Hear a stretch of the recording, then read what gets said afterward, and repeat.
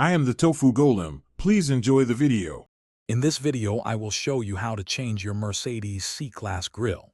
First, gather your essential tools, including a trim removal kit and a T30 Torx bit.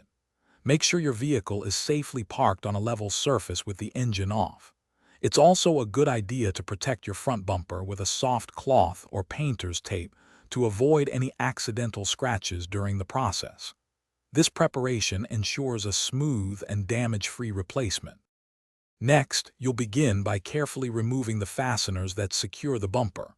Start with the screws located along the top edge, connecting the bumper to the radiator support.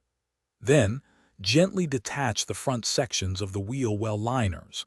This will give you access to more hidden bumper fasteners. Finally, unclip the lower bumper section from its mounting points, allowing it to hang slightly. With the bumper partially loosened, you can now focus on removing the old grille.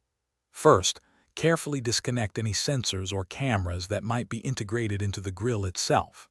Then, locate and release all the clips or screws that hold the grille firmly in place. Once all fasteners are free, gently pull the old grille straight out from the bumper assembly. Avoid twisting or forcing it.